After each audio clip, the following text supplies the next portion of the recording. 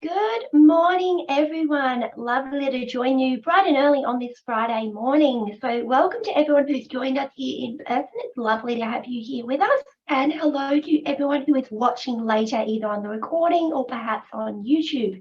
Anyway, lovely to see you all. It's going to be a fun webinar today talking about one of my favorite topics, which is, of course, blogging. So we're going to deep dive into this subject and try and give you some simple, actionable tips that'll make it easy for you to start blogging, either for yourself or your business. Anyway, if along the course of the webinar you have any questions or any feedback about what we're talking about, I'd love for those who are attending to pop it into the chat box. Up the top of Zoom, there is a chat box you can click on. And if you are watching along later and have questions, feel free to reach out to me, probably via social media. I have a severe addiction and I'm on nearly every platform. Anyway, great for everyone to join us. Let's get into it. So today's topic is blogging for traffic and SEO, because there are other things that people blog for. Sometimes there's an outlet, but we're looking at how we can use it for a business. So a little bit about me. My name's Susannah Birch, and I've been in digital since 2009, not intentionally, completely by accident in some ways. I had my first daughter, and I want to make money on the internet. So what do you do when you want to make money off the internet? Well, you go and Google it, and you start your first website. So that's what I did, and I got so excited, went into it, started writing all this content. And in my first year, I think I made about $200, so not enough to live off. But over the years, I practiced, learned, honed my craft, and it became quite a bit better than I was in that first year. So in 2011, I accidentally learnt about social media the hard way. I founded a disaster page, and it was after the Queensland floods. And I had 40,000 people follow the page in 48 hours. The best way to learn social media and what you're doing wrong is have 40,000 people tell you every time you make any kind of mistake. So that was a great learning experience. And I went on with my blogging. And in 2012, I founded a pregnancy website. And I'd gained a little bit more knowledge by that point.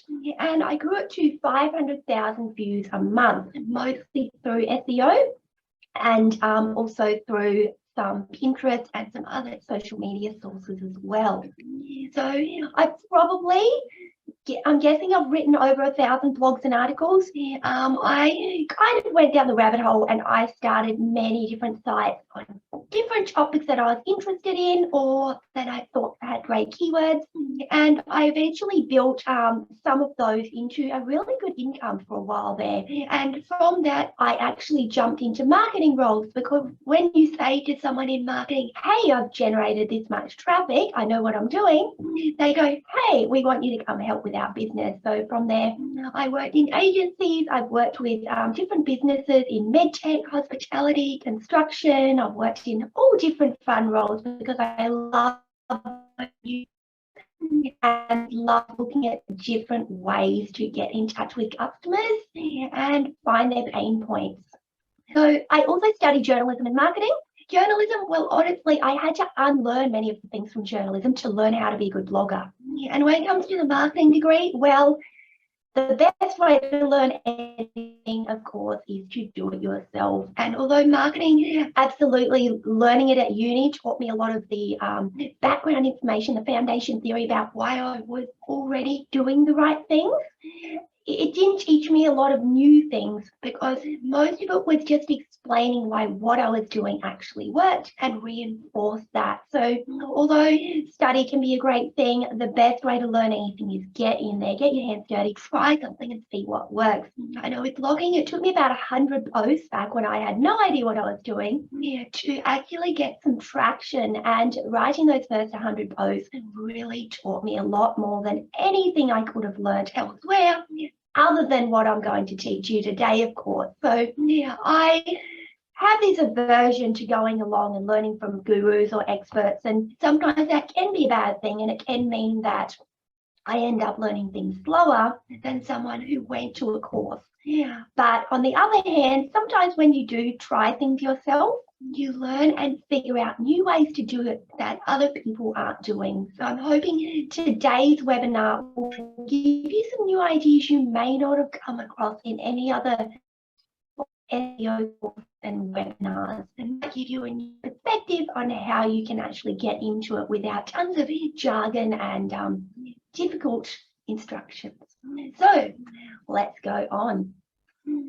What is blogging and SEO? Well, I do hear this a lot, and a lot of people assume that blogging is something like writing a blog post about what your kids did that day, or having a little rant about something that you didn't enjoy, or something that is more like a personal diary.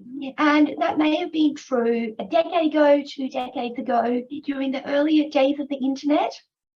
But these days, blogging is something that is really being defined in the way it reaches people, because it solves problems and it entertains people and it reaches them along their journey, whether that's a customer journey, whether that's a parenthood journey, whether it's some other journey they're going through to try and find the solution to some problem in their life, or try and find some way of making their day a little brighter. So whatever it is you're blogging for, the key thing to keep in mind is that it's all about the person reading. And originally blogging was all about you and your thoughts and feelings. These days it's all about what the other person is going to take away from it, how they can find it relatable or get information that's going to assist or help them.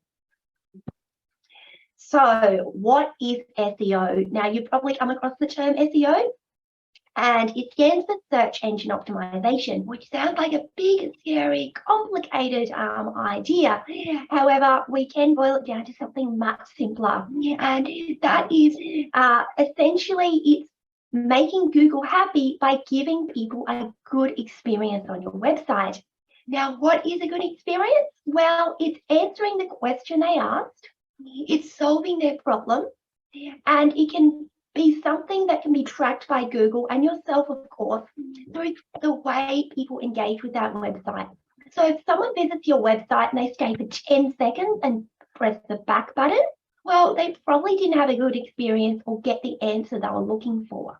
So Google tracks all sorts of data around how people engage with your site and whether they find it useful or not. And that is a big part of SEO. Although there's lots of different factors in SEO, there's at least 200 different factors that go into how Google looks at the SEO of your website.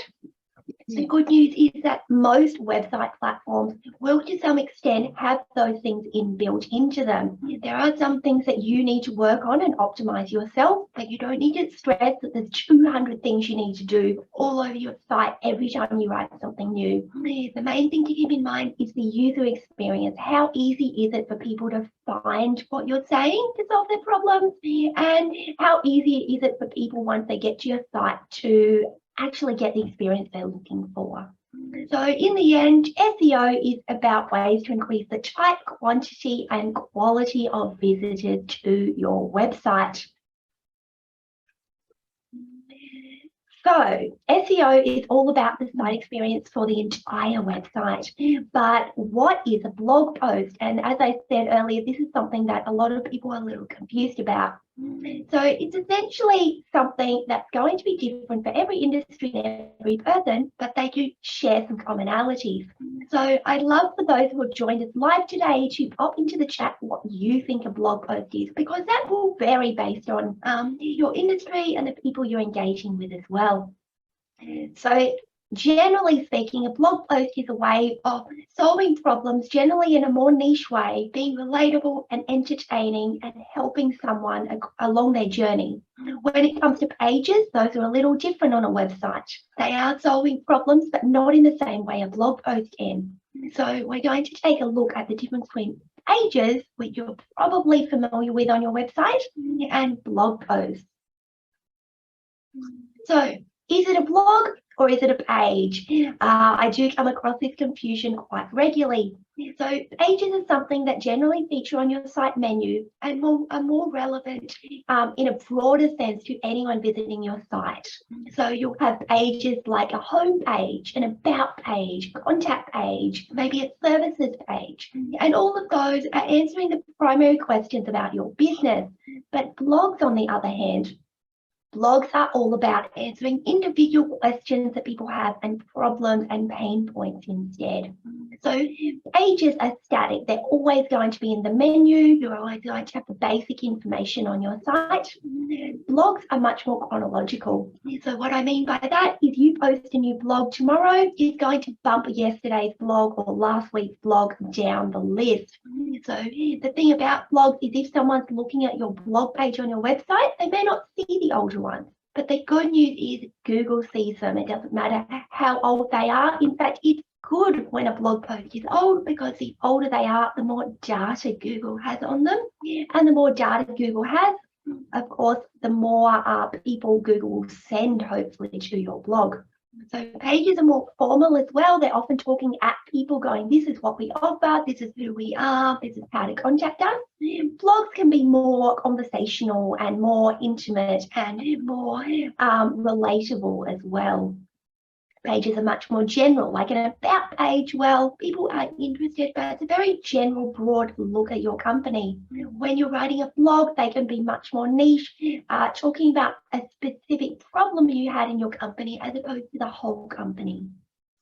Pages are generally about what you do and who you are, which is very much about me, me, me. Blogs are generally entertaining or educational, and they're really targeting you, and how can we relate to you, and how can we solve your problems. So why should you blog? Now, I often have people ask me this and go, I don't see the point. I write a blog post and it's nothing to do with selling my products. It might be something about cleaning my products, or it might be how to choose the color. And I say nearly everything in your blogging, well, it's going to be relevant in some way to your ideal customer. And that's where it's important to look at all the different reasons you should be blogging, and we'll go a little deeper into the customer journey and how you can target that through blogging later on. So blogging creates new ways to market your business and increase your website visibility. First, and definitely a big one for most people, is ranking Google for topics on your customer's journey. So as people are Googling and as they're asking questions before the sale, during the sale, or even after the sale, they're going to be looking on Google. And if you can answer those questions, instead of just go, buy my product, you're going to be engaging with them in new ways. It's great to increase website-wide traffic. Now, I have a fun little story to tell you on what that actually means, to give you an example. And it's from Sarah Davis, one of the other advisors in our Business Station Digital Solutions Network. Now, this story that Sarah Davis tells really explains SEO and why you should blog really well, I think.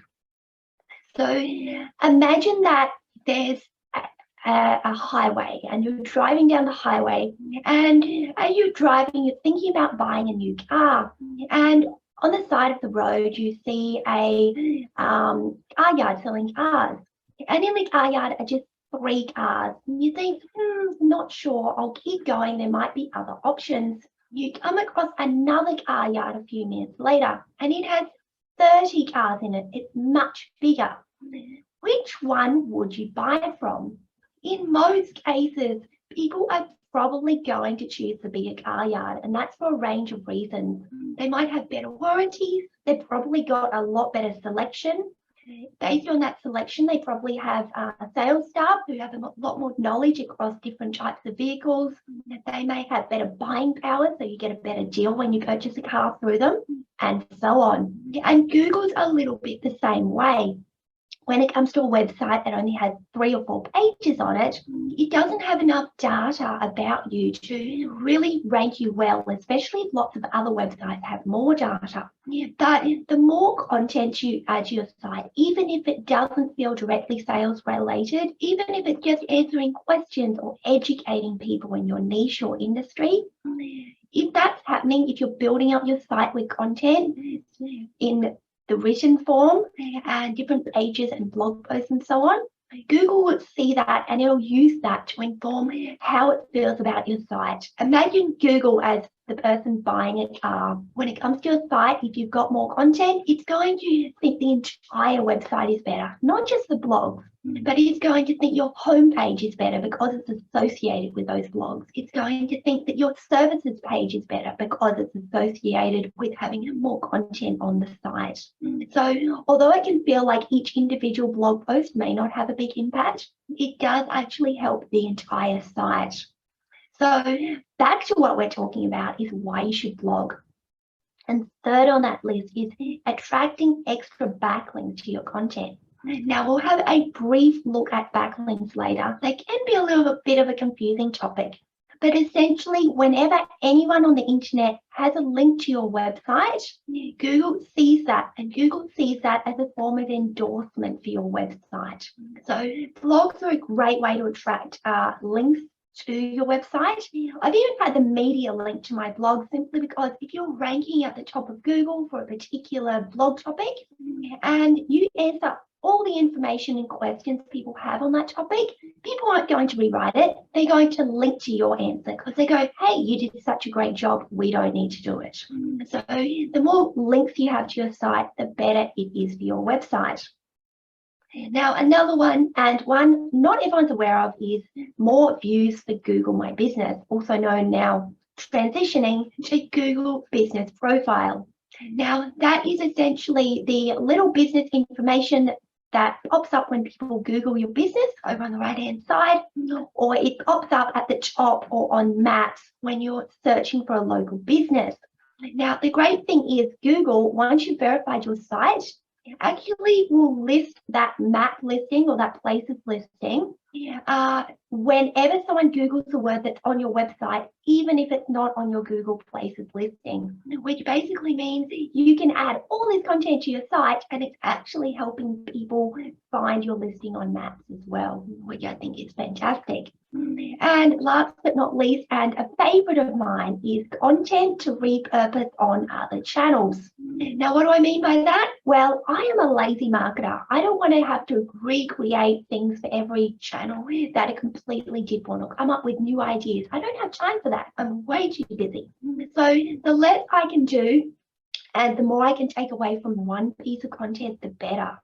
Now, when it comes to websites and email lists, these are the two digital assets that you personally own. So, I always recommend that you make sure you've got both a website and your email list.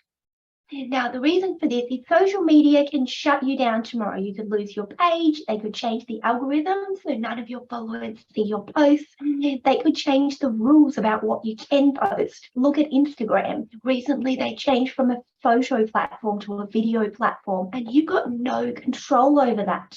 Your website and your email list, they're yours, and you can control them within appropriate boundaries, however you want. So they're the things that you own and you can keep and you have that control over. So what I generally recommend for blogging, my favorite way of doing it, is I might write a blog post answering a question, or it might be 10 ways to clean a certain item or do a certain activity. And I'll then repurpose that across all my channels. I'll take it and I'll send out my monthly email newsletter.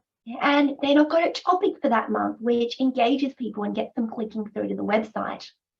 Then I might take one or two of those tips and turn them into tiles over on Instagram or for Facebook, and I'll share them there. And people can go, that's an interesting tip, and they'll click through to the blog post on the site to read about more tips on the list. Or you can take those tips and turn them into a short reel or video and summarize the blog post in video form, because different people consume data in different ways. So giving them options is a great way to engage with them. So those are a few ways you can repurpose a blog post. And the great thing is it's going to be sitting on your website, bringing you traffic over time, but you can also repurpose it on your social media and for your email list as well. So you're not rebuilding things from scratch every time you post online.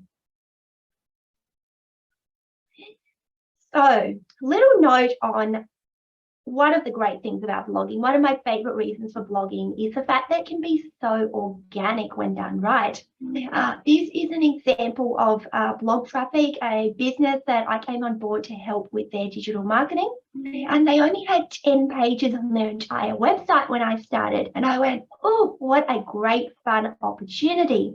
So as you can see over on the left, back in 2019, they had, I think it was something like 4 or 5 people visiting the website per day. And most of them, of course, aren't necessarily going to convert into customers. They're just getting general information. So around that month, probably the next month after, I started blogging. And I think by the end, I had 20 blog posts in this 14-month time period. And the great thing is you can see here how the website traffic increased.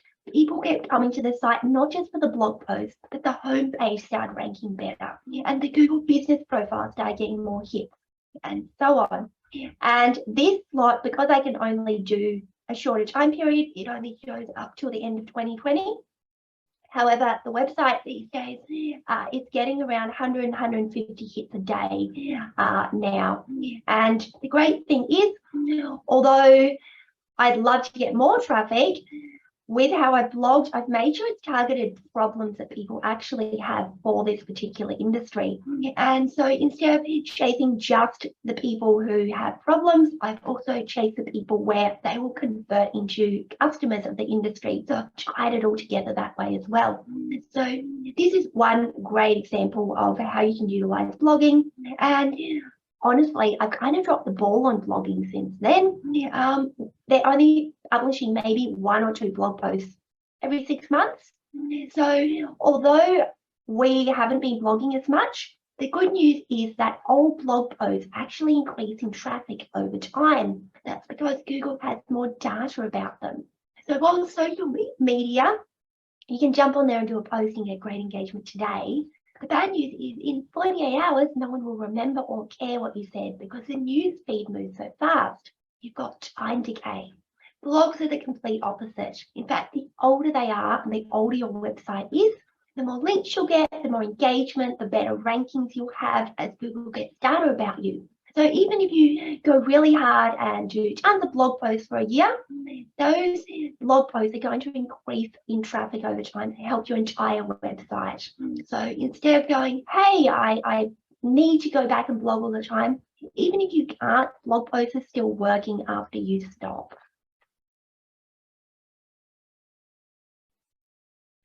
So what type of blog posts are there? Again, a lot of people think that blog posts can be very much personal content or more like a journal, but that's absolutely untrue. There's so many fun things you can do with blogging to really engage your customers. So this list here is just a few of the ways you can craft a blog post, but of course there are lots of other fun things you can do as well. Now, first thing to keep in mind when you are utilizing this type of content is evergreen content. Now, what is evergreen? It is essentially content that stays relevant all year round. So the reason this is so important is because, as I said, Google sends you more traffic with time. So if you write a blog post today that says top 100 toys you can purchase in 2022, it's going to be out of date in, well, 3 months or so. And the problem is that 3 months isn't long enough for Google to figure you out and send you lots of traffic, and you'll probably be competing with all the other best toy lists on the internet. So the important thing to think about is how you can make your blog post something that's going to stay relevant long term. So blogging about something that happened today, but no one's going to care about in a month or a year, is not going to bring you ongoing traffic, unfortunately. Although you can absolutely have a news section on your blog where you talk about awards or events you've had, they're not going to be what people are Googling about your business. They're Googling the problems they have, and that's what you should be blogging about. So here are some of the types of blogs that I've done in the past. And well, there are a few that I use more regularly than others, but all of them can be useful depending on who you're blogging for. So number one is questions. People ask questions. So have a question as your blog title, and we'll go a little deeper into finding those questions later in the webinar. Listicles, these are fantastic as well, because people don't want to go to 20 pages online to get 20 ways to do something. They'd rather have one list that tells them 20 ways to do something. So you can gather together tons of ideas and turn them into a list of ways to do something, whether it's 20 ways to create something, 20 ways to cook with a certain food, 20 ways to clean a certain product, 20 different outfits that you can wear to a certain type of event. No matter what it is, create a list. People do love a good list. So the other great benefit of writing listicles, or list articles as we call them, is essentially the fact that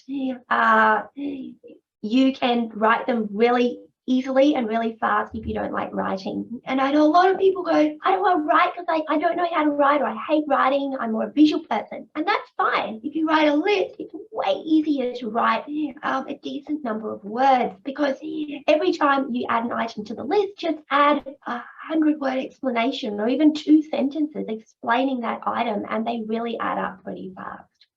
How-to guides are fantastic as well. How to create this item that I make every day for my business. And then people can see your expertise and see that you're good at making those items. And a small percentage will try and copy what you've done. But that's fine. A huge percentage will actually come back and go, hey, you know how to do this thing. You're an expert. Can you do it for me? I've seen your expertise in your blogs and your digital presence online. Overviews. These can be useful if you're in an industry where there's something new and emerging and no one actually pulled all the pieces together into an overview or an explanation of something. For instance, I did one around an emerging recycling process for a product, and I looked at all the different government grants, funding, the different companies that were trying to get into the space, and put them all together. Now that ranks #1 on Google for recycling in that industry, simply because so many people have talked about pieces of the process, but no one had actually brought them all together. And sometimes it's about collecting that data, putting it all together, and that's all people want, one central piece of reporting around all the different data. Roundups are great as well, and these are a fun, cheeky way to get collaborators and engagement, especially in your local area. Now, what you can do, say you're in the wedding industry and you want to do a roundup of other people in the industry who are competitors that you might like to work with or collaborate in future, and you want to get the attention of. You might do something like 10 businesses in Brisbane who do rustic and old-style weddings. And then you include the businesses. You might include examples with permission if you are including photos. Everything is copyright. And then when you do share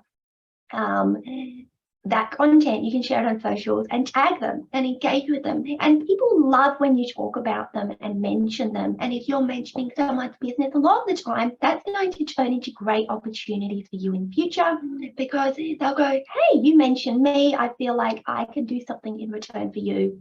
So I've done this in the past for people, and often it's turned into things like speaking engagements or representation in different community groups and all sorts of things. So doing roundups of other people in your industry who you'd like to collaborate with is a great way to really build those relationships for your business. Either or is a good one, especially in review formats. Should I get either this type of toothpaste or this type of toothpaste? Here's a comparison of the benefits and pros and cons with both of them. Should I buy this type of car or that type of car? And so on. So lots of opportunities there for comparisons. Reverse psychology, and this can get a bit cheeky as well. Ranking in Google for a really silly question. So for instance, I used to rank in Google for how to break your own waters when you're pregnant. Now, any women here will probably be aware it's a really silly idea to try and break your own waters, and it can be kind of medically dangerous as well.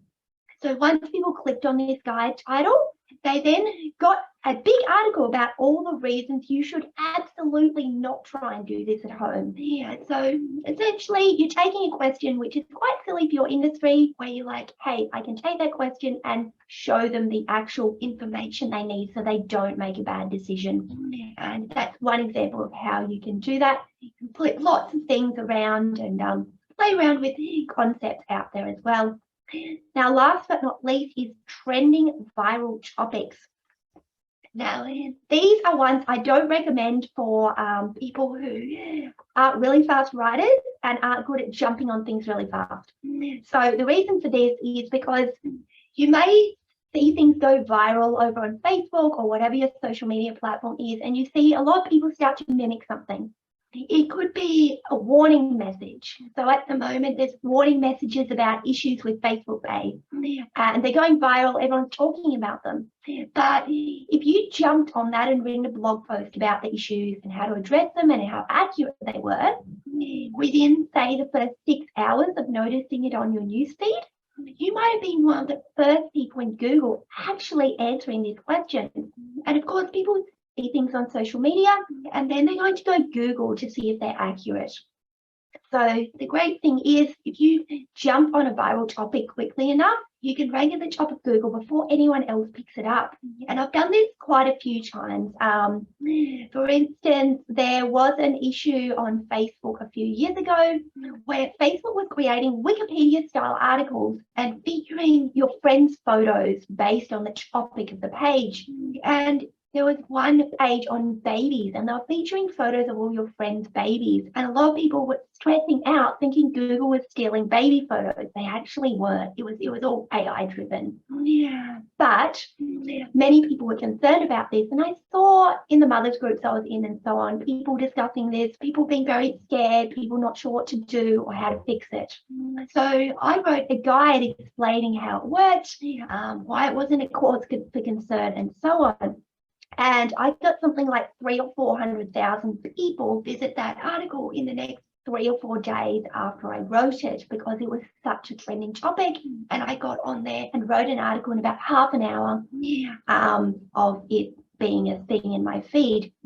So the great thing is, if you can jump on those fast enough, they can bring you some beautiful traffic. And in my case, I wrote it on a third-party site, so I was getting paid for every visit to that content, which was a nice little money bonus at the end.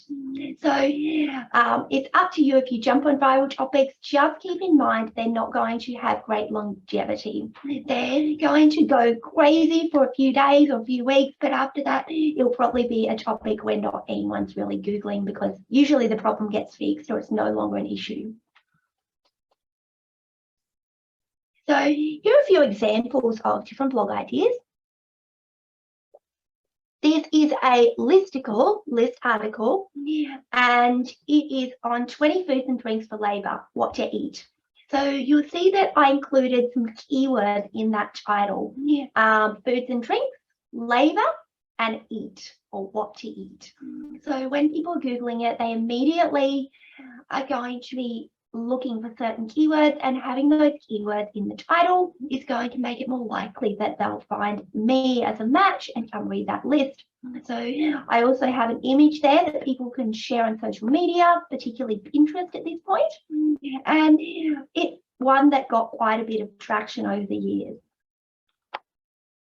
Here's one that's a bit of the reverse of psychology, and one that whenever I share on social media, although it does get good Google traffic, on social media, whenever I share it, I get tons of clicks on this one. 8 reasons you definitely shouldn't install solar, and it's actually written on a solar company website. So of course people go, why is a solar company saying you shouldn't install solar? And it is a bit of a cheeky post, because some of the reasons include if you're a vampire and essentially are only awake at night, or if you live in a dark forest where all your solar panels won't get any sunlight. So it is a bit of a tongue-in-cheek blog post that gets some fun engagement and a lot of great feedback as well, where people go, ha ha, we see what you did there. So we've looked at a few of the different types of blog posts you can do, but where do you actually find topics? And this is one problem I often find people have. I personally have not had this problem for a long, long time, and I'm going to walk you through why. And the why is because I know where to go to find out what questions people are asking, what topics they're interested in, and honestly, I have way more topics than I can ever write blog posts about. So first is understanding the customer journey. Now, why is this so important? Well, as people go through the journey of buying something, usually, hopefully your product, they're going to be asking different questions along the way, and incorporating that into your blog post is a great way to target them at different times when they may be interested in dealing with you. So as you can see here, there's different questions as they go through the process. Now, first of all, when they're looking for product but they don't know much about it, they're going to be asking questions about the product itself usually, or how to purchase and so on. Which one is best? Is it right for me? Can I afford it? How do I avoid getting scammed? And then once they've actually kind of made a decision and they may have purchased but they're not sure which one, say you're purchasing a house and you're choosing a color scheme, or say you've got a new car but you don't know if you should get the aftermarket add-ons, they're going to be asking things like, will it suit my lifestyle? Will buying these extra features work? Will choosing this item for my kitchen drawer actually make my life easier? Then what is the best color? How do I choose the best color? What goes with what? Does timber go with Caesar stone? Am I getting a good deal? And then after they've actually made those purchase decisions and they've made their purchase and they're hopefully happy with their purchase, they're still going to be asking questions. So afterwards, there's going to be questions like, what about accessories? What else can I add on? Whether it's to a house where you're going to be getting a garden, or you might upgrade something, or you might want to add solar, or you might want to get a little patio, or you might want to expand a certain area of it because it wasn't as good as you wanted. Same with cars, getting new accessories for your cars is common, different types of paint jobs and so on. And then questions like, how do I maintain this product of purchase? How often do I need to get it serviced? How do I fix it if I accidentally break something? And a little later, they're going to be asking about questions about buying the next replacement as well. Do I need an upgrade? When do I need an upgrade? If this breaks, do I need an upgrade, or can I get repaired? So there's all these questions that you can see along the customer journey, both before, during, and after. And it's great to think about ways and look for ways you can target those questions and those different stages of the customer journey through your blog posts. And that's what we're looking at next. So finding topics, and here's an overview which I'll go into deeper. Some places that I utilize, although there are some great paid tools out there, a lot of paid tools can give very specific niche topics, but they are ones that a lot of other people are finding as well. And you're also paying money. It's also complicated to learn some of them. Some of them, it's possible to misread them. So for instance, Google AdWords tool has a keyword planner, and a lot of people get confused with things like the competition bar, which is designed for checking the competition of paid ads, not for actual organic keywords, things like that. So some places I like to use that free include Google Suggest. Now that is the drop down when you start typing a question into Google. Quora and Wiki Answers, which are community-led sites where people ask questions and get answers. And you'll often find some really interesting questions on there that you can write content about. Now, another one is Facebook niche groups. Now, if you've ever been to a doctor, you'll know that sometimes you're going to research what the problem is before you go to the doctor. And sometimes that research might be posting to a private Facebook group, asking other people who might know about the topic and looking for some answers on what you should be looking for and asking for when you go see a medical professional. And that is just like many industries. People often won't ask an expert. They'll instead ask other people who might have had the same experience. And Facebook niche groups are where you can find those questions. Another one is customer frequently asked questions. What are customers asking you regularly? And last but definitely not least is Google Analytics and Google Search Console. Now, these are two free tools that you can utilize for your website.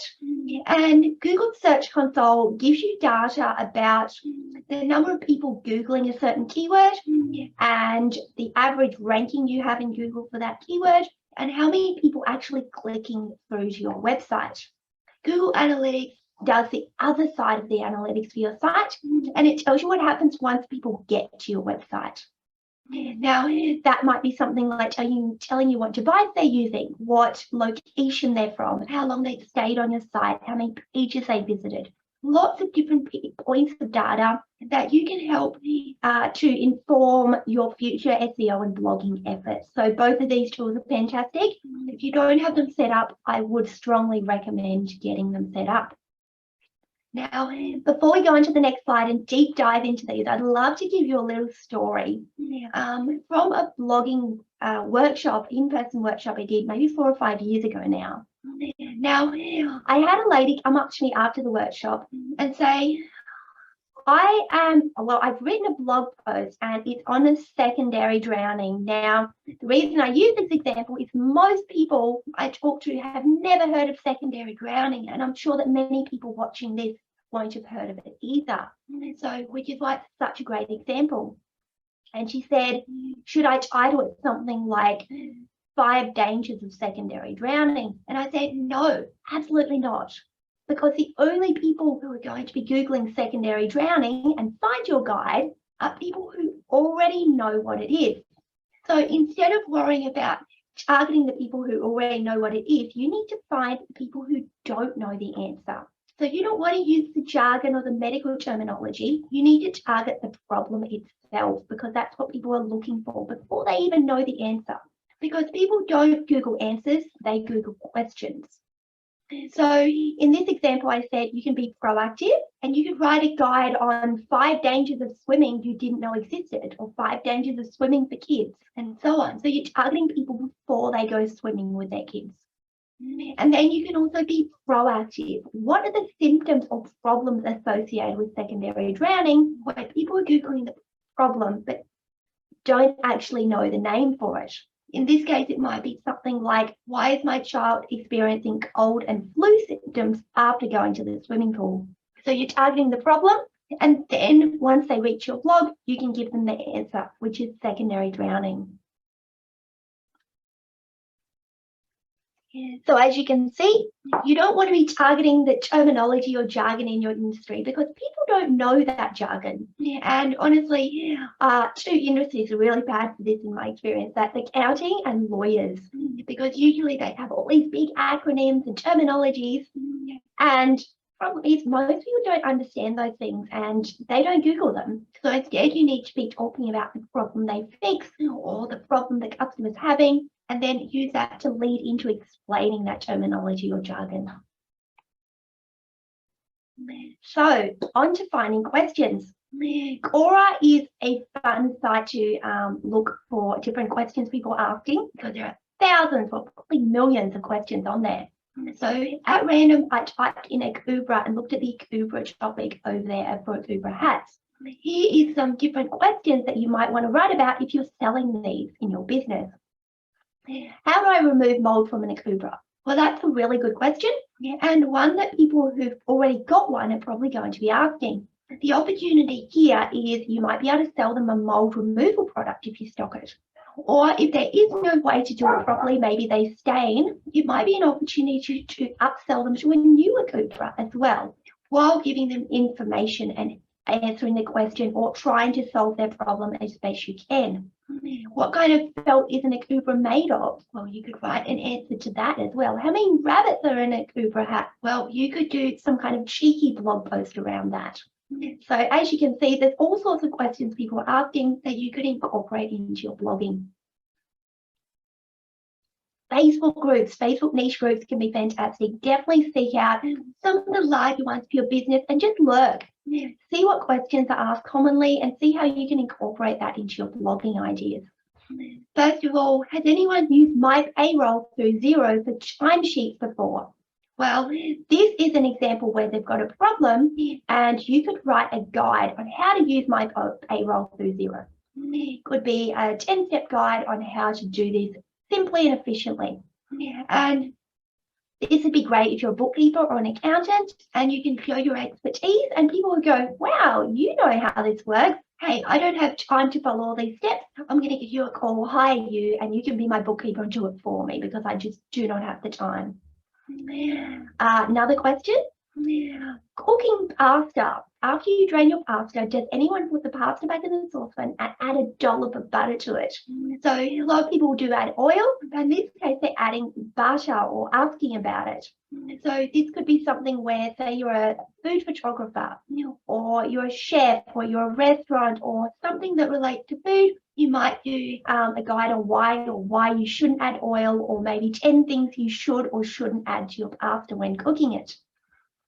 And the last one, an empty nester question for redecorating. So this would be great if you're in the design industry, even builders who might do renovations, someone who's in decorating or home organization could write a blog post on this. What do you do with your kids' bedrooms when they leave? I have a guest room and a craft room, and I'm looking for more options on what to do with them. So this poor empty nester has all these empty rooms, and they want to know what ways they can utilize them so they're not just sitting there empty. So as you can see, looking through Facebook groups, you can often come up across questions that are really useful and fun to blog about based on your industry. Now, Google suggests, and we're going, yes, back to the Akubra hats.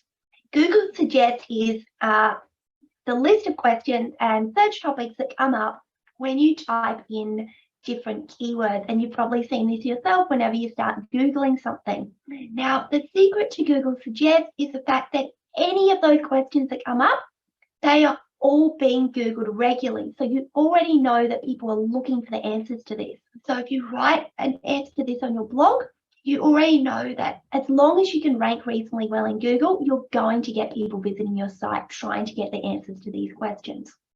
So you can type in all different variations. Often I phrase it as a question like how does, or does this, or when, why, or where. Yeah. So as you can see, you type in the keyword, you phrase it as a question, and you just see what questions pop up. And you can narrow this down with different letters at the end, with different words and so on, and see what Google brings up. Now, this is my favorite and biggest one whenever I'm working with people who aren't sure about content, and not just for blogs, content for your entire social media strategy, your email list, and so on. And thing to keep in mind is whoever is answering your phones and emails and getting all the customer questions, their brain has an amazing list of golden opportunities to engage with people because they're already hearing similar questions every single day. So they might hear people ringing up and in the phone calls they're asking questions through emails, through social media channels, through website analytics. And you'll often hear, say, top 10 questions that you hear very, very regularly. And these are great for a frequently asked questions page on your website with your answers. But you can also spin them off into individual, more in-depth blog posts. And that's what I recommend doing for questions that you get asked a lot in your business. Now, we did mention Google Analytics and Google Search Console on your website, and I call this retrospective topic choosing or retrospective SEO. So you're essentially taking content you already have and you're looking at how people reach it, and you're figuring out if there's other pieces of information and data in there that you can spin off into new content for your site. So essentially, you're going to want to wait 6 to 12 months for people to find your content and then go into the keywords and see if there's any great ideas that you can spin it off into. So here is an example here. Recently, a few months ago, I started seeing like 1,000 visits a week to this article on putting an egg in a baby sock for teething.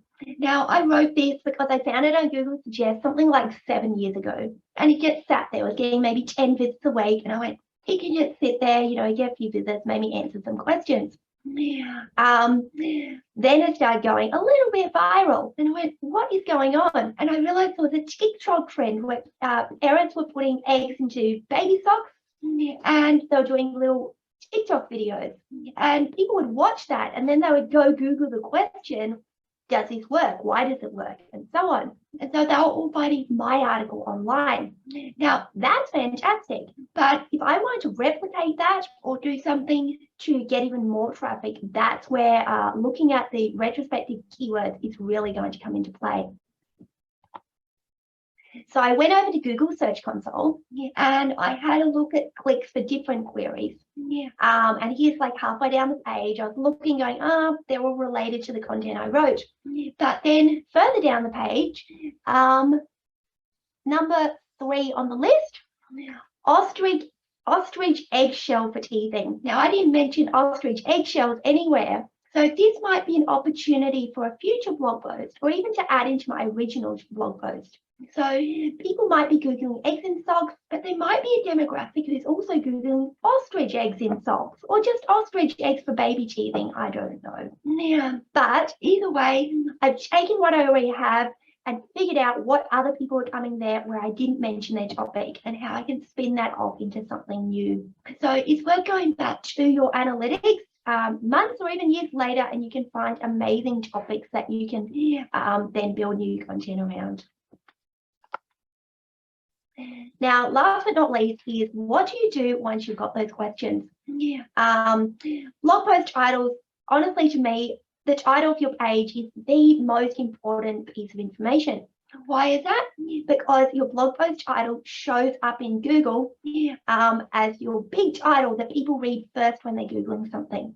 So as you can see here at the bottom of this screenshot, why does an egg in a baby sock for teething work? That's the title of my blog post, and that's the biggest thing you'll see. And if you have that question, you are going to see that first and decide if it answers your question or is going to help answer your question in such a way you should click it. So you want to make sure that title really incorporates the question people are asking or the topic people are looking for. So as you can see on the right here, we've got a list of why it's so important. The most important part of your post because the largest text is displayed in Google, as you can see in the screenshot. It impacts where you rank in Google because Google thinks that whatever words are in that title are going to be the keywords people are looking for, but also the most important on your page. So it hopefully thinks that you're going to summarize your entire blog post in just those few words. Now, the only issue is you've got a 60 to 70 character limit. And what that means is you've got to try and get all the important words in that people are Googling into that title. And that can take a little bit of practice, but it's really important. You don't want to use generic words that no one really has heard of because they're not Googling them. They're Googling the simplest form of that word and looking for an answer to their question. Now we're coming on to the next bit, which is super important and something where I see a lot of people fall down both in page content and blog content on their website. And that is how competitive is your topic. Now I'm going to tell a little story about this and dates back quite a few years now when my daughter wanted to get her ears pierced. And I Googled ear piercing Toowoomba, which is where I live. And there was something like 40 different places in Toowoomba offering ear piercing. And I went, how am I going to narrow it down to one for my daughter?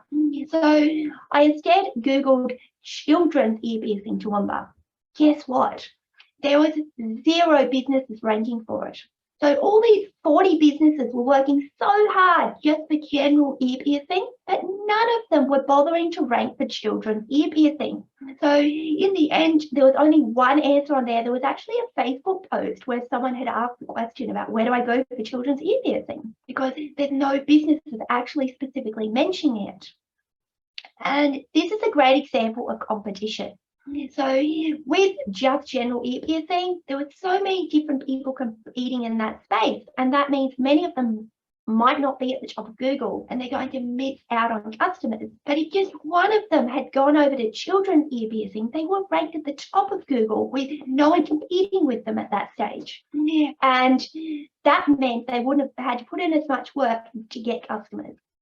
And it's important to remember this, whatever content you're writing on your site.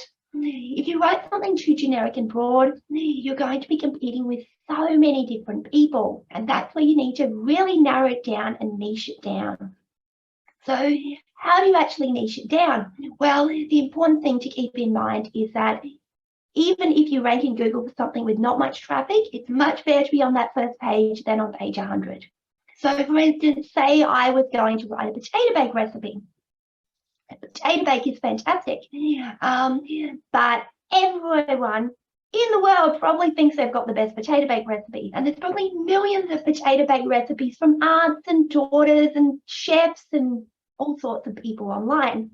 So instead of writing about potato bake, I might niche it down to something with less searches, but also less competition. For example, I could call it a gluten-free, dairy-free potato bake. So I'd be competing with fewer people in the Google rankings. Anyway, those are two little stories that hopefully explain how competition works. You need to go for topics where there's people Googling the question, but not as many people writing about the question. So let's have a look at how you can figure that out. So you've come up with what you think is a fantastic question from Google search, Google Suggest, or from a Facebook group question, something like that. So how do you figure out if it's going to be competitive in Google? There are, of course, paid tools and other ways to do it, but I usually just eyeball the content, but not in a general way. I actually have specific things I'm looking for, and here are some of them. Number one is no exact matches. If I Google dairy-free, potato-free, Google dairy-free, gluten-free potato bake, and no one is mentioning the word dairy or gluten, I go, no one is actually competing for this. No one is bothering to target this. So if I target it with those two extra words, then I'm probably going to rank near the top of Google because no one else is trying to use those. So no exact matches. Wiki answers, Quora and Yahoo answers. So sometimes you Google a question and instead of actually getting an article or blog post answering it, you'll just get someone else asking the question on some site. And it might be Quora or Wiki Answers, something like that. And the great thing about that is you immediately know that no one who's an expert in the topic has really bothered to do something in-depth on their website. So it's much lower competition. And if you go in there and get some answers about it and turn them into a blog post, there's a good chance you're going to rank near the top of Google for it. And last but not least, forums and user-generated content. Now, why is this important? Because on forums, there's lots of different people with opinions, but not necessarily expertise.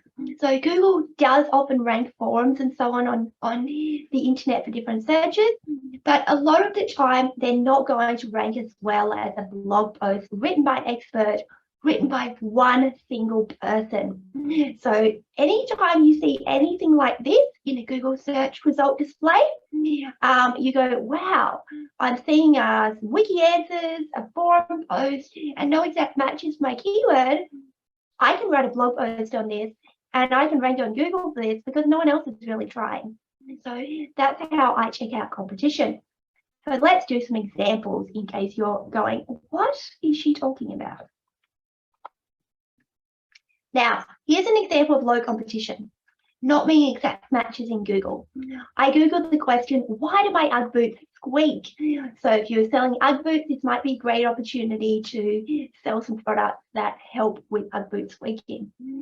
So at the top, you've got, so my Uggs squeak, and it's on a purse forum. Now, that means that the entire Earth forum is probably more related around things about purses and handbags.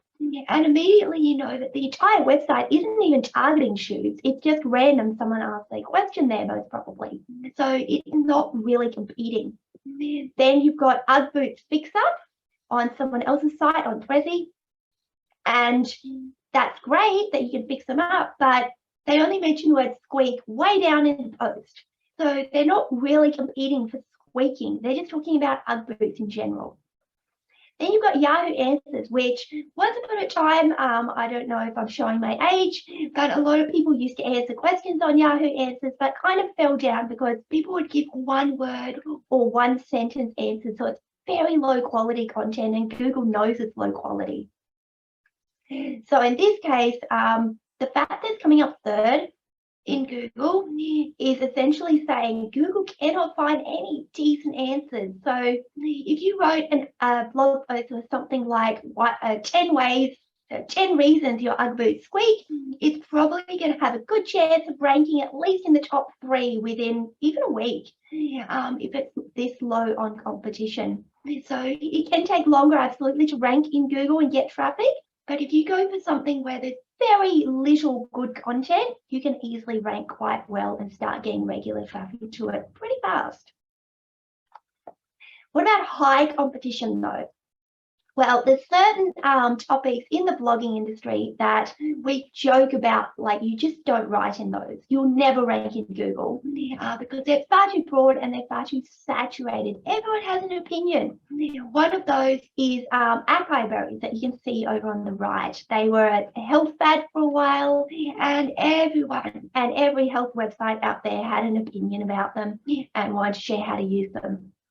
And as you can see here, the top result is Medical News Today. So that's a big website that has medical information on it and tons of news articles posted all the time. I think they might even have like professional writers and journalists on there. So immediately I go, I can't compete with that. I've just got a small business website or a small website that I've only just started perhaps.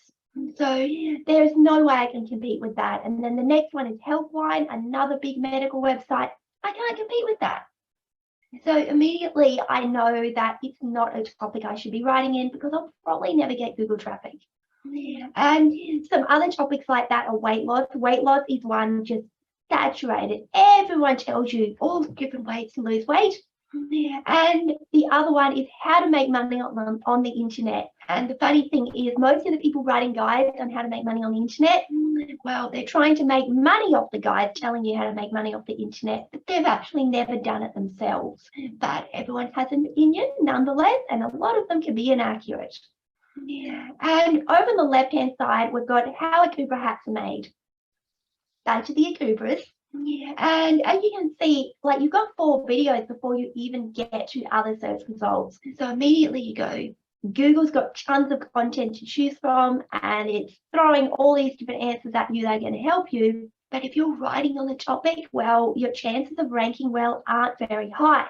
And even more so because the first video, Making a Akubra Hat, it's by the Akubra Hats official YouTube channel. So obviously Akubra themselves have gone in there, written content and blog posts and done videos that really targets the question of how Akubra hats are made. So the chances of you beating out the official website for Akubra, well, it's very, very, very low and not worthwhile. So as you can see, if there's high competition, it's not going to help your business to go out there and rank for it. And this doesn't just apply, well, try and rank for it anyway, I should say. This doesn't just apply to blog posts, it also applies to different service pages on your website, particularly. Often I see people go, hey, I need to rank for brick lane Toowoomba or roofing Toowoomba. And it might be fine to try and rank for it, but you might be competing with 30 other companies who are older than you, more established and have more content. Instead, how can you niche it down into something less competitive, like our example with the children's ear piercing? But anyway, hopefully that explains to you a little bit about how to find a low competition topic, and especially if you've got a much newer website that Google doesn't know awfully well, you really want to go for low competition topics because it's much better ranking on that first page of Google even with less views because you will actually get views. And the older your website gets, the more Google will understand you, send you traffic, and you might be able to try for some of the medium competition topics. Or if you get a really great site with tons of content and tons of traffic, you could even target some of the high competition traffic topics. But especially when you're starting out, you want to go for low competition until Google knows who you are, so you're not being outranked by other people with more expertise and larger websites and more age in Google. So we're going to do a little 5-minute activity now that I've talked at you a lot all about different pieces of blogging and how to do it. So for those who are watching along live, if you'd like to pop into the chat during the next 5 minutes, 2 blog topics. So you're not writing a blog, you're just finding a 60 to 70 character blog topic that you might be able to utilize on your website. And we're going to do this for 5 minutes. And at the end of the webinar, I'll go back and give feedback for anyone who wants some feedback about whether they've got a good topic or it's too broad or too niche, whatever it is. So 5 minutes and here we go.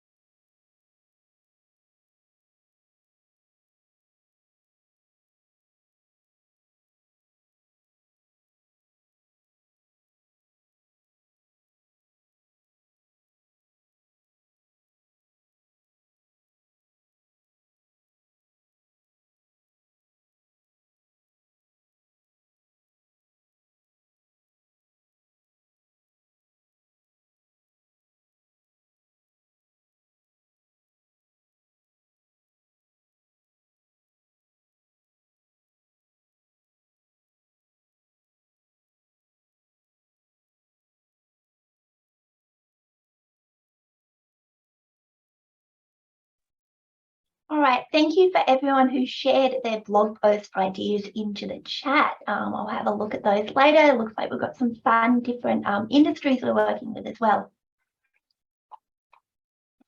So next question, you've got this title that works really well and you go, hey, what do I do next? Do I just go and write something random? Well, no, there is ways you can structure your blog post so you can actually engage people when they visit your site. Because yes, that title is so important, but once they get there, you need to give them a reason to stay on that page or post. So how do you create a well-crafted blog post?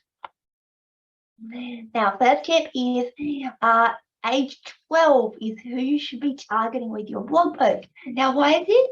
Because when people ask a question about your industry, they don't actually know the jargon or the lingo or understand how it works. Don't make assumptions about what people know about your business or industry. So Google recommends writing for a 12-year-old age level. And this is because, again, you want to be able to explain content to them in simple ways they understand if they don't know your industry. You're not writing as an academic, you're not writing as a journalist, you're just explaining a concept to someone because they have a problem or a question that you are the expert in and you can help them solve. And you don't want to make them feel talked down to.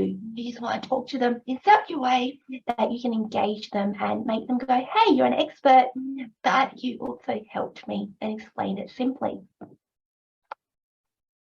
So, content collation.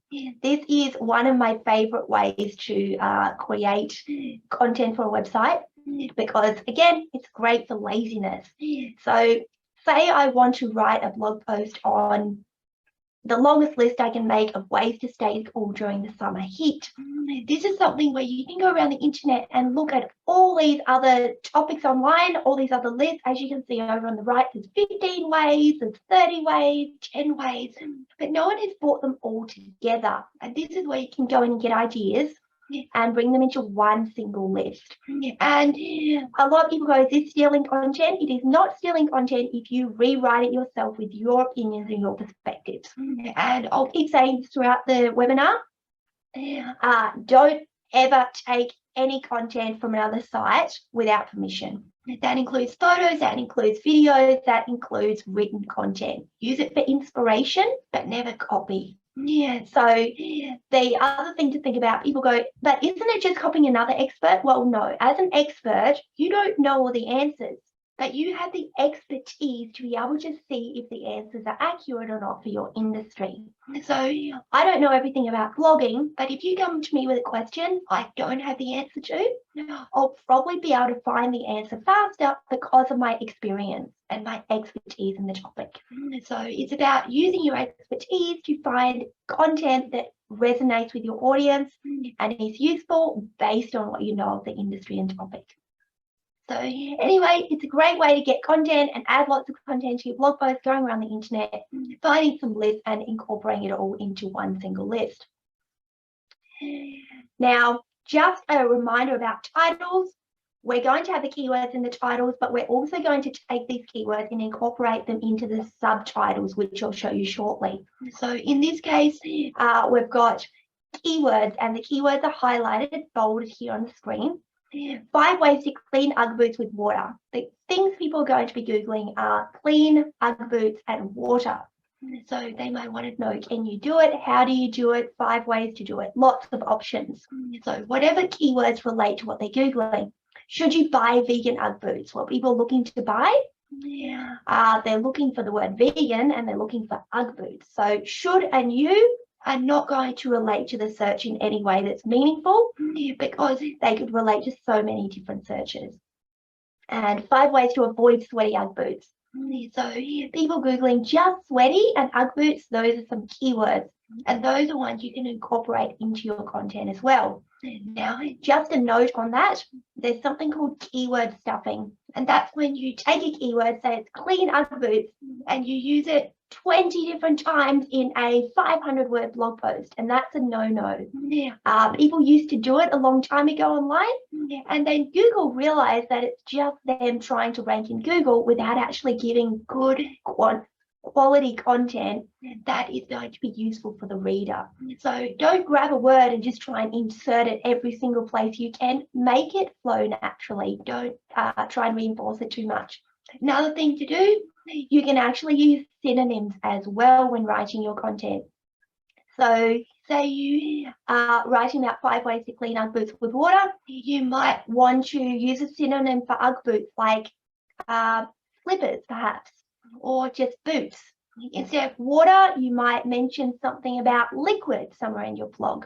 And clean, you might mention something like scraping off or wiping down, any kind of synonyms that can work in the same way. So you're not saying clean and Ugg boots and water over and over again, because Google is really, really smart, and its AI is getting smarter. So it can tell when you're trying to stuff the same keyword over and over. That can also tell a synonym. So if, for instance, you've ever Googled the word bike, you'll notice Google also brings up results for bicycles because it knows they mean the same or a similar thing. And it's the same is true for everything in your content. Letting it flow naturally, using different synonyms is a great way to ensure you're not keyword stuffing. So word count. A lot of people go, how long should it be? Should it be like 10,000 words, or can it be 200 words? Well, there's usually a happy medium. Generally, I recommend 500 to 700 words minimum. But if you can do more than that, please do more. There's honestly some topics where you can only say 500 to 700 words, and if there's no competition, go for it. Generally, though, is around 1,200 words is the sweet spot. That's from my own experimentation, being in blog groups and talking with bloggers for years and years. 1,200-ish words is good. Longer than that, you're probably going into a really in-depth how-to guide, which can be great, but not every blog post needs to be 2,500 words and cover every facet of the topic. So if you can write 1,200 words, that is the ultimate. But as I said earlier, things like listicles, where you write a list of 20 ways to do something, each of those can have a couple of sentences, and you can actually write 1,200 words much faster than you would have thought. So don't stress out if you go 1,200 words, I can't do that. Now, generally pages or products can be shorter, but it really depends what you've got there. And general rule of thumb is that the more words you can have, the better, because Google looks at the words and it decides from that what you're an expert in, how your expertise compares to other websites, and so on. So anything you can do to incorporate more words is good, and I'll talk about some other ways to do that. So next is your voice. Should you use a casual or professional writing voice? Well, first person is a little less professional, but even for a business, it can be useful sometimes. So for instance, if you're telling a personal anecdote from your perspective, you might want to use first person. I did this, I went out and had this experience, or this is why I'm an expert, because this happened to me. Then funny stories. If you're telling something funny and a bit more casual, you might think about first person. Or interview style content. Say you're doing an interview with someone else in the industry, you could have it written from your questions first person and their answers first person as well. Second person can be a little more aggressive. You should do this. You can do that. But it can be really useful for sales posts, persuasive content, convincing someone to do something. And also personalized content. So it can feel as if someone is talking directly to you when they say, and you should clean it this way, and you can do this. Third person can be better for how-to guides and technical writing. So when you're talking in a very almost detached way to people and just giving them the answers without adding any really personality or anything to it, it can be good as well, because depending on your industry, you may need that sense of detachment and professionalism as well. But it's going to depend. Generally, I do either second or third person, depending what I'm writing. When I'm writing on my own personal blog, which is SEO free zone. I don't even think about SEO. I break all my SEO rules because it's the one place where I can just share personal content without worrying about how it's going to rank in Google, although some of it slips through and my blog posts usually do get Google traffic anyway, but I don't try too hard. Usually on my personal posts, I write in the first person, so might give you some ideas about the type of content voice you're going to be using for your blog. Now, here's my secret, and it's something you learned in primary school. And just you watch. I won't be able to remember them in the right order. The 5 W's and H. Who remembers what they are? So why, when, where, who, how, what. I think that's all of them. And they are so fantastic both for finding content. So say you're looking for different questions people are asking before writing, you can start a question with any of the 5 W's and H. And then it's also great for finding new content or additional content to include in blog posts. Say you've run out of topics or subtopics and you're like, I'm only up to 500 words. What else can I say on this blog post? Well, you can go and answer all the 5 W and H questions. So say it's about something like my gluten-free, dairy-free potato bake. Why is it gluten-free and dairy-free? Well, I could share a little anecdote about the fact that someone in my family had an intolerance and they love my potato bake, but they wanted one they could eat. How do you make it? Well, generally I cook it in the oven, but why? Well, why I chose, I think I covered why, didn't I? When should you make it? It might be an area where you can select different events, different times of year. When should you make it? Well, it's great for, say you want to attend a meat-based barbecue and you're a vegetarian. A great when would be then, because everyone loves potato bake and it's a vegetarian dish you can make, or it can be vegan depending on the ingredients, but people are still usually going to like it and you won't feel like you're the one with the weird food no one wants to eat. So there can be all different questions you can answer and incorporate into writing about your topic. So, blog post layout. We've shared some ideas around how to actually structure it in terms of the voice and questions you can answer, but how do you actually lay out the content? So first of all, you've got a header 1 title. So H1 or header 1 is just Google talk for how important the text hierarchy is on the page. So generally the H1 is the one that displays in Google search results. It's the big title we talked about earlier and the most important, where you need to put those 60 or 70 characters in. But from there, you've also got H2s. Now H2s are telling Google they're almost as important, but not as important as that main title up the top, that H1. So it might be something where you incorporate the 5 W's and H into answering different questions around that topic. So you can also go through to H7. So you can go H2, H3, H4, and each is slightly less important, but still letting Google know it's an important title. I personally stick mostly with H2s, occasionally H3s, but just having those subtitles is really important, not just for Google, also for people reading your content. If you've ever been to a blog and you've seen a giant wall of text and you go, how do I read all that just to get a simple answer or an overview of the topic? You're going to feel overwhelmed, and people do online have a really short attention span. You may have noticed this. And so when they're coming to a page, they want to know that they can skim read or easily find the parts that are important to them. So breaking it up with subtitles gives them that opportunity. And then from here, you can have a little introduction after your H1. Then you do a H2 subtitle, and then you can have some more paragraphs. Generally, I only put 1 to 2 paragraphs under each subtitle because, again, you don't want a giant wall of text and you want to divide it based on different facets of your topic. And later on, you might include a list item, or you can make it just an introduction and a whole list. And then you've got a little conclusion which wraps it up nicely at the end. Now, it's up to you. You can absolutely include images wherever you want as well. It's going to vary based on the industry. If you're doing a how-to guide, you might have a different image every subtitle and every paragraph where you're showing people how to do something. If it's a more in-depth look at, say, something in the accounting industry based around mathematics, it might have something with an image up the top just to get people looking and engaging. And then it might be straight into the text and explaining things. You might not have any other images, so that will vary. But images are another good way to break up the text. So people, when they're skimming, don't just go, lots and lots of text going on. Oh, where do I read from here? Where do I start?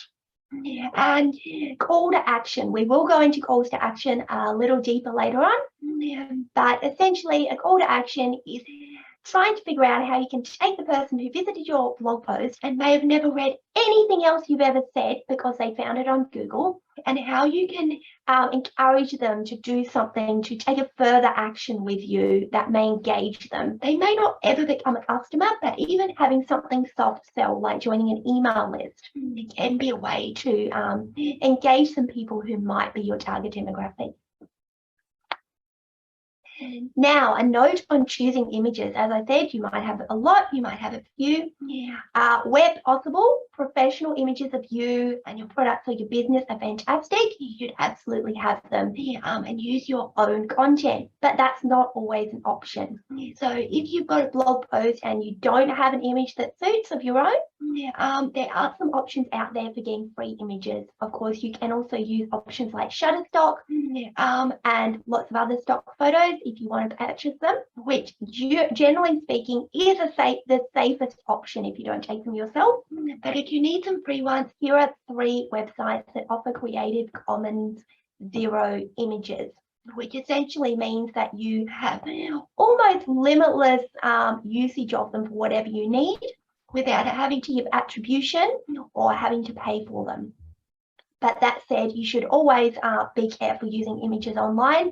Never go to Google image search and grab them. Even if you find the ones that aren't copyrighted in Google, often they'll have ones that actually are. So Google image search is the worst place to get images, and there's actually scammers out there who will rank an image that they took on the top of Google image search so people steal it, and they'll send them a bill. So they'll intentionally try and get people to steal their images so they can make money off them. So don't ever take something that's not yours on the internet, no matter where it's from. Always check the terms and conditions or the copyright, and otherwise make sure you've got permission by reaching out to them.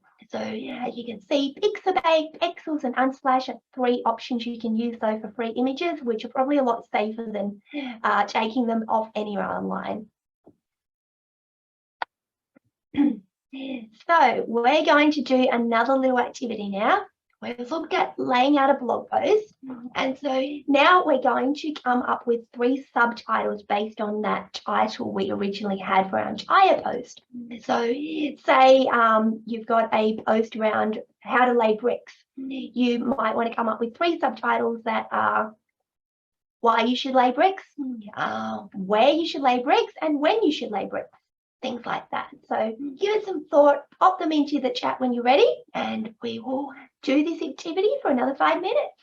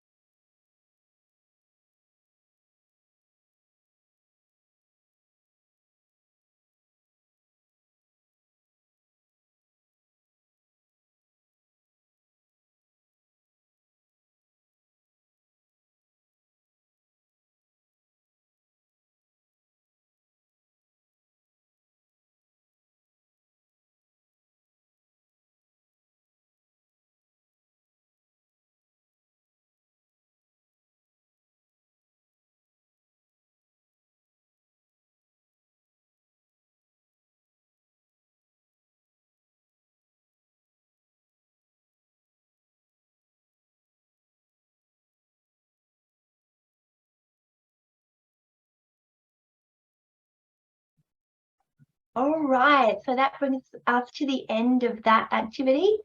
But let's dive into the next section. Hopefully you came up with some interesting H2 subtitles for your blog post. So we've constructed this blog post and we've figured out how to write it with H2s and put in the content, but how do you actually get it out there? How do you promote it? So your channels, of course, are very important in that. You can also add it to places like your website homepage. You can do it as social media posts. So what I mean by that is you don't just post it once, you can post it in different ways and you can post it every now and then. So for instance, say you've got 26 blog posts on your website, you can then repost it every 6 months, cycle through them, because you'll have new followers or followers who won't have seen your blog post the first time, and you can reshare them again. Or say your blog post relates to a certain event or a certain time of year, say it's a Christmas related blog post, you can then repost it next year as well. So you don't have to just go, I've written a blog post and just leave it at that. You can utilize that content over and over again. Email newsletters, of course, connecting with people, helping alleviate those pain points they've got. And definitely last but not least in any way is Google rankings. That's what we're all about when writing SEO-based content. So that Google ranking will take longer to happen, but in the meantime, you can share across all your channels. Pinterest. This is my happy place, or it was for quite a while. They have changed in some ways, but it's still very, very useful. Now, if you are in the demographic that is targeting between 25 and 45-year-old women, Pinterest is probably perfect for you. So if you have a business relating to parenting, pregnancy, cleaning, interior decoration, party planning, food, any of those businesses, Pinterest is a place you should definitely be. Now, the great thing about Pinterest is it's almost like a search engine for images, and you can engage with people who are visually instead of just text-based. So in the middle here, well, all of these are ones I've used for different content I've written. They've gone well on Pinterest. The middle one, though, is one that got the most engagement. So I wrote a guide on 40 ways to reduce labor over a decade ago now, and it still gets great traffic. And when I wrote it, it started getting Google traffic, probably 5 or 6 visits a day for the first 6 months, and then increased and get, I don't know, 1,000 views a week at the moment, I think. And when Pinterest came out, I said to my friend who was on it, is there any way to make money off Pinterest? And she said, no. And I said, oh, a challenge. Okay. So I went and had a look and I realized people aren't reading the description of the image on Pinterest. They're actually looking at the image and what's on it. And if you add the text description onto the image, there's a lot higher chance people are going to read it and save it to their own boards. And then their followers will see it and they'll keep saving and saving and saving. And it's so easy to go viral with the right content on Pinterest. So what I did was, I didn't even have a Pinterest account at this stage, I don't think. Instead, I added this middle image to the blog post I'd written, and I just left it there. And people visiting organically from Google and other social media sites, they went, I want to save this for later. And they'd actually pin it to their own boards without me doing anything at all. All I did was gave them a photo as a way to bookmark it and save it for later. And that image there, last time I checked a few years ago, I think it had over 300,000 pins on Pinterest. So it definitely got a huge engagement. And I think that post, I think it's had something like 10 million views. I'm not even sure, but a reasonable amount of that was from Pinterest. So Pinterest can be fantastic if you've got content people want to save for later and collect onto their boards. Now, here is a quick tip.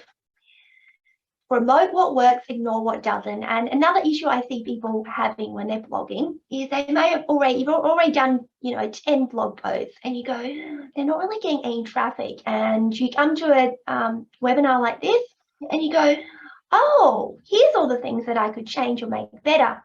And absolutely go back if you can see some easy, low-hanging fruit ways of making your blog better, go for it.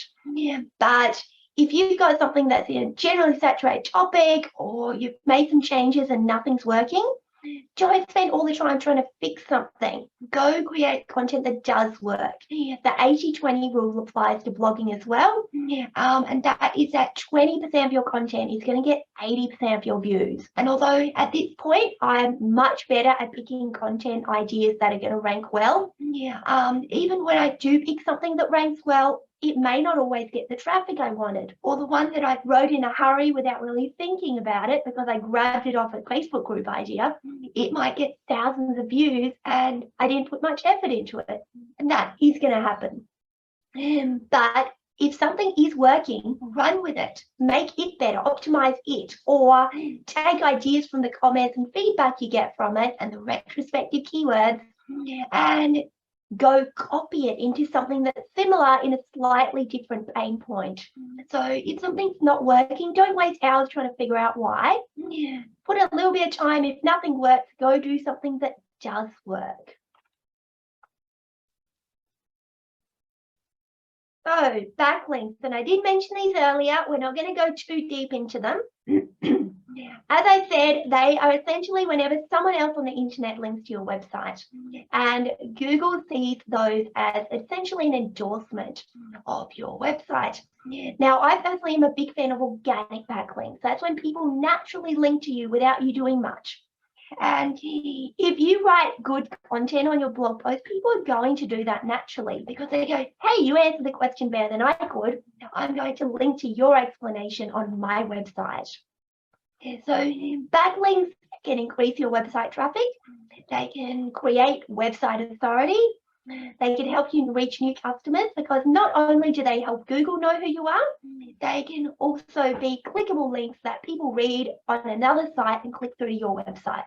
They can help you become an expert, and you can also use them on your own site to interlink your content itself.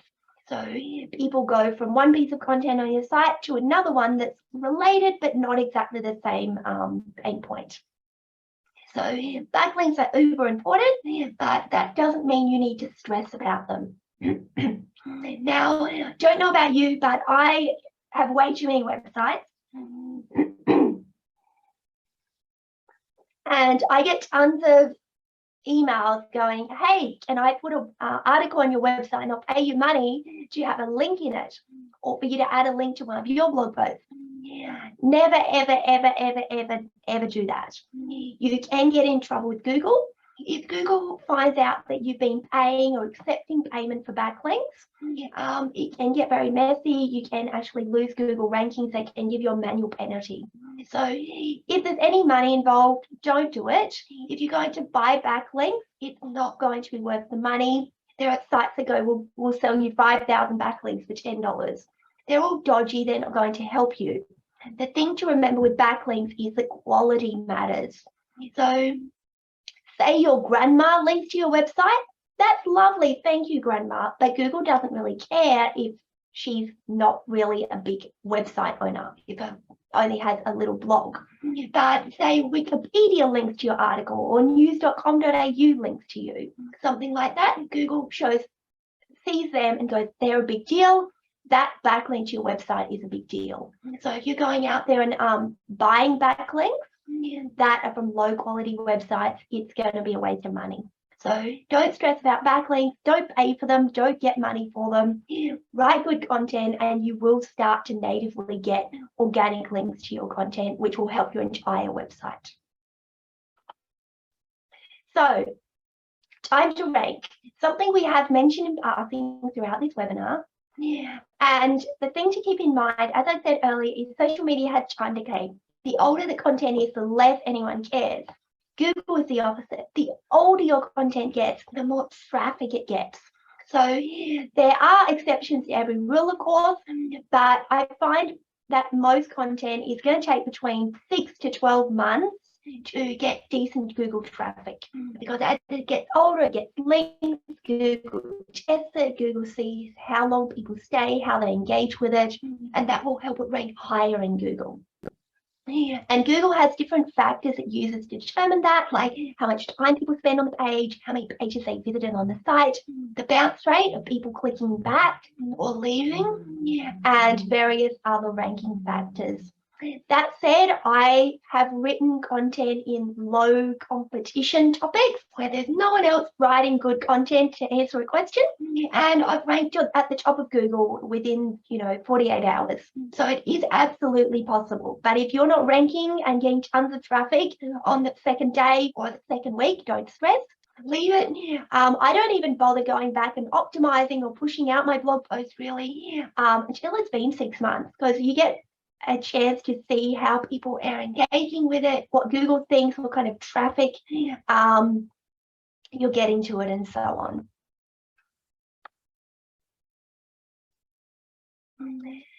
So last but definitely not least, and something you're probably thinking about, is how do you turn readers into customers? Obviously, this is important because if you're writing all this content, you want to know that it's worthwhile. And as I said earlier, it does help your entire website. So say you've got an e-commerce site with products, having a blog is going to help those products rank better in Google as well. But there are some other ways you can engage customers.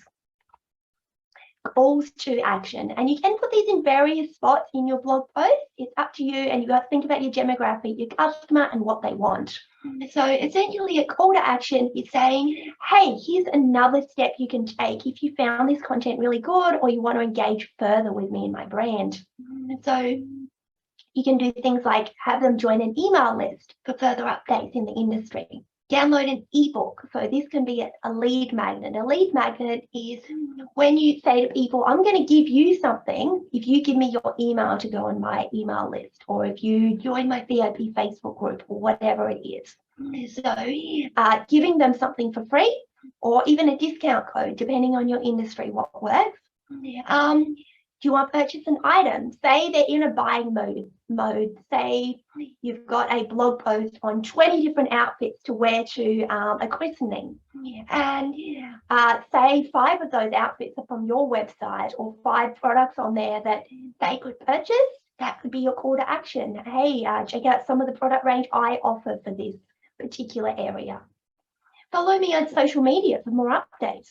Or if you want to just do soft sell but keep them on your site, you can say, here are some other blog posts you could read that probably relate and might interest you. You can do them either as suggested posts at the bottom, or you can actually link them in your content. So say you've got something that's a little off topic but still related to some people, you could go and here's this particular word, link it over to a blog post where they can read more about it. And keeping them on your site is great for Google because Google sees that they're engaging with more than one page as well. So what else do you need to know? We've covered quite a bit today, but there's going to be a few other tidbits I'm going to add just at the end before we wrap up. Some quick tips. Link high traffic to low traffic content internally. So say you've got something that's going really well, a blog post is getting hundreds of views a week. You can then link parts of that to other lower content traffic content pages on your site, lower traffic pages on your website. For instance, when I had my 40 ways to induce labor, each of those 40 ways actually linked to a separate blog post going more in depth to each of those different ways, and not exactly specific around them either. So say one way to induce labor is pineapple. Then the article I linked it to was, can pineapple juice induce labor? Because that's a more niche question than can pineapple induce labor. Now, big one, don't duplicate content. What I mean by that is don't copy and paste the same blog post onto LinkedIn and then over onto your blog and then share it onto someone else's blog because you've collaborated and they asked nicely. No, only have one copy of something. Why is that? Well, it's called keyword cannibalization. Essentially, if you've got 3 copies of the blog post online in all different places, Google is not going to show the same thing 3 times in the search results usually. So you're literally competing with yourself, and we don't want to do that. We want to compete with other people. So if you are writing the same thing onto different sites and going for the same keywords, it can get messy and it can lower your traffic overall. Say, for instance, you post blog post onto your website, and then you post it as a LinkedIn article. The LinkedIn article is on LinkedIn. LinkedIn is huge. It's probably going to rank higher in Google, but that's not going to help you get customers because it's not your website. So don't duplicate content, whether it's yours or someone else's. As I said earlier, don't take anything from anyone else without permission. Always add your own thoughts and opinions or rewrite it if it's content. And always double check what the copyright is if it's an image or video. Now, another one, and this is important. I think we have a few people here in the medical industry. This is important for you. Now, Google holds certain topics to higher standards because of the impact they can have if the information is wrong. So it's called your money, your life content because it impacts on you and your life and your money and can actually have a big impact. So the 3 industries where it's most prevalent are legal, financial, and medical industries. Why? Because if you read something on the internet that tells you to do something to your foot when it's sore and you end up getting an infection, that's a really bad thing. Same with financial advice. If you take financial advice online, you could end up losing money if you don't take it from someone who knows what they're doing. So if you are in those niches, the best thing to do is make sure you've got a little bio on every blog post that gives anything that could look like advice. And that also needs to include your credentials to give that advice. The reason for this is Google holds them to a higher standard. So if you don't have any credentials or experience in your industry, if you're not, say you've got a medical website and you're not a doctor or a naturopath or a midwife or a nurse, Google's going to go, you're not an expert. We're not going to give that information to people who might end up getting themselves in trouble because they don't know better. So unfortunately, Google had to bring that in because there was so much misinformation on the internet from people who just tried something once and it might have not actually been suitable for everyone based on medical circumstances or finance or legal issues. So that's something, if you do have questions about setting that up, you can also pop that into the question box or we could chat later. And just a reminder, get that SEO title right. That title is what appears in Google. It also appears in social media when you share a link. So title, title, title. You want a title that includes your keywords, answers a problem or a question, and engages the reader because that's how you're going to get the traffic. Anyway, that brings us to the end of the webinar. Now, if you aren't already signed up for the digital solutions program through Business Station, it's definitely something worth doing. Now it's just $44 for 7 hours of digital support and mentoring across a wide range of digital topics. We have tons of advisors who can help across 3 states. And that includes 3 hours of one-to-one support and mentoring as well. So if you need someone to sit down with you, walk you through the steps of how something applies to your business or help you fix an issue, it is a great opportunity. So we've got people who can help with social and digital marketing, online security and data privacy, websites, and using business software such as accounting software or CRMs, things like that. So essentially, it's a great opportunity if you haven't signed up. Anyway, that is the end of the webinar. And if you have any questions, feel free to pop them into the question box. I think we've got one in there at the moment, or you can also unmute yourself and we can have a chat if you want to know some more information about anything I've said.